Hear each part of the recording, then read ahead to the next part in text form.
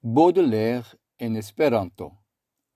La esperantistaro scias che plurae gravae religiae vercoi, Biblio, Corano, Bhagavad Gita, Kotopo, cae multegae vercoi de la mond literaturo, de Dante Alighieri, Shakespeare, Cervantes, Camões, Goethe, Dostoevsky, Kotopo, estis esperantigitae. Vido exemple jenan retpagion.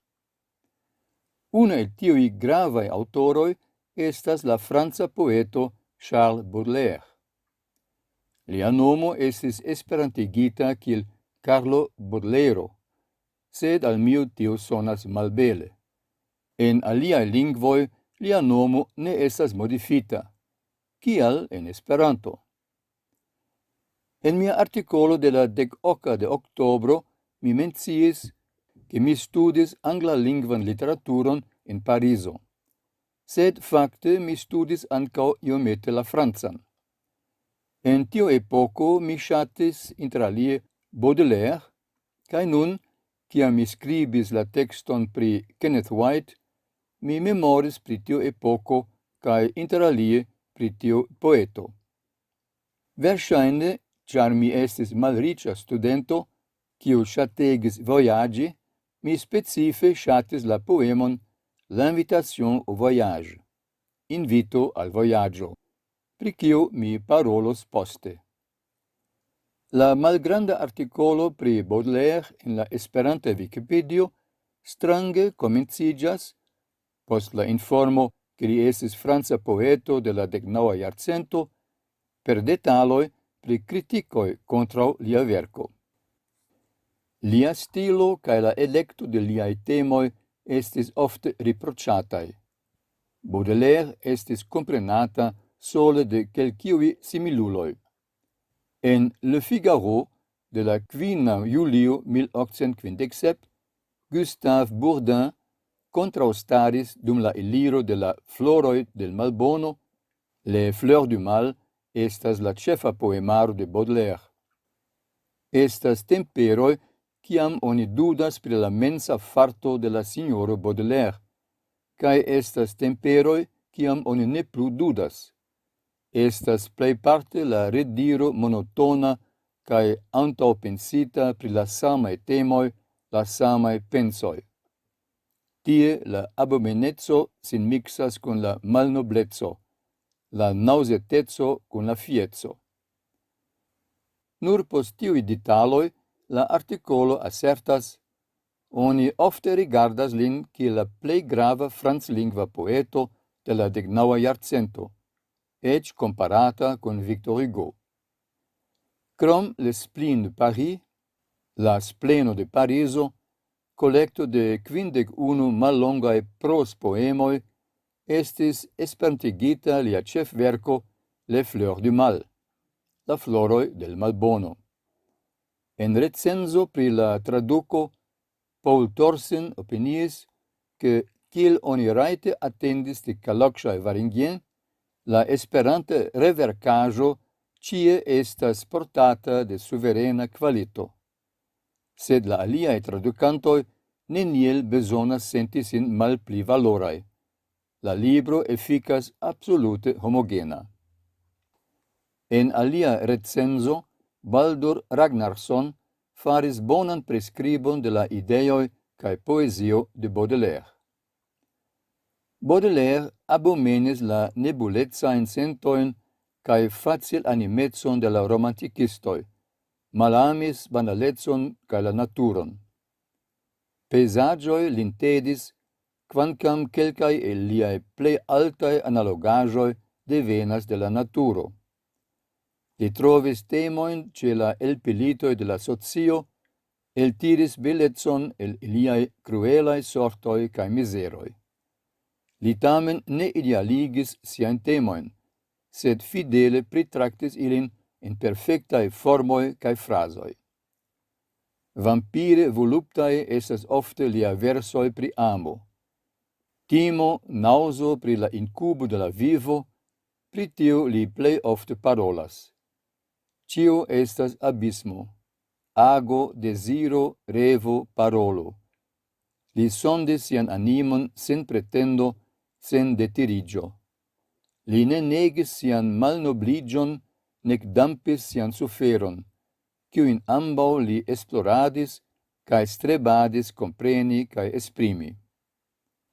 Mal apudante didacticon, liae poemoi tamen servas kiel allegorioi pri la miseroi, corruptoi, cae malespero de complica civilisatio, pri la bon malbona du polusetso existanta in cio homo, pri la freneso define la homon kiel pure physican organismon, pri la necesso de conscio pri peco, damno, redempto. La honesta ca intensa registro de la bodlera animo samtempe registras ion ocasantan al cio homa animo. Por tiui, kiu scias, krom evidente Esperanto, la francan kaj la anglan, kaj interesiĝas pri poezio kaj tradukado, ekzistas retpaĝo in kiu la poeto William Auld, fama en Esperantujo, commentas pri la tradukoj al Esperanto kaj al la angla de la poemo L'Albatros, la albatro.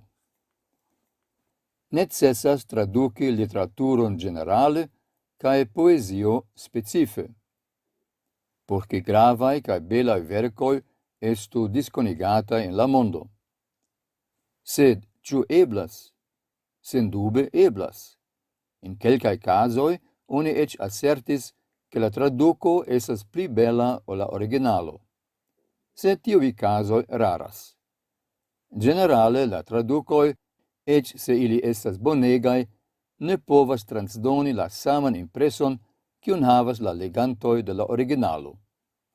Tion perceptas tiui, kies denasca lingvo, au lingvo en kiu ili flue comunicigas, estas la lingvo de la originalo, cae kiui legas la traducon. Tio conducas min a la poemo L'invitation au voyage, menciita supre. Gi estis esperantigita de la conata esperantisto Kalman Kalocaj. La traduco estas alirebla in la interreto. Gi verŝajne estas bona, tion mi ne kapablas prijuĝi, kaj ebligas esperantistojn havi ideon pri la originalo. Sed, kiel generale in la casoj de tradukoj, mi ne sentas la samon kiel mi sentis legante kaj relegante la francan originalon. Ni vidu unue la komencon kaj poste la refrenon de la franca originalo kaj de la esperanta traduco. La komenco. Mon enfant, ma sœur, songe à la douceur d'aller là-bas vivre ensemble. Ô vi, filin, fratin, songe lulu dolcia vin, pricuna viv tranquilla. La refreno, là tout nec ordre et beauté, luxe, calme et volupté. Ô tie sole bel cae ord, volupto lux quieta sort. La simpla facto che, kiel kutime in la Esperanta literaturo, Kalocaj usis apostrofoin, iam donas tre alian impreson o la originalo, in kiu la vortoi estas usatae tute normale. Ancao la uso de ho, kiu correspondas al nenio in la originalo, mia opinie damagas la traducon. Gravas che la traducantoi de poemoi penu imiti rimoin cae ritmoin de la originalo, sed la impreso presco neniam povas esti la sama. Sen rimo cae sen la sama ritmo, la traduco estus pli malpli tiele. La comenzo. Mia filino, mia fratino, pensu pri la dolcio, iri tien cae vivi cune. Cae la refreno, tie cio estas nur ordo cae belo, luxo, calmo cae volupto. Sen dube, con apostrofoi, til che la ritmo similas al tio de la originalo, la traduco estus pli bona. Mia filin, mia fratin, pensu pri la dolcetz, iri tien cae vivi cune. La refreno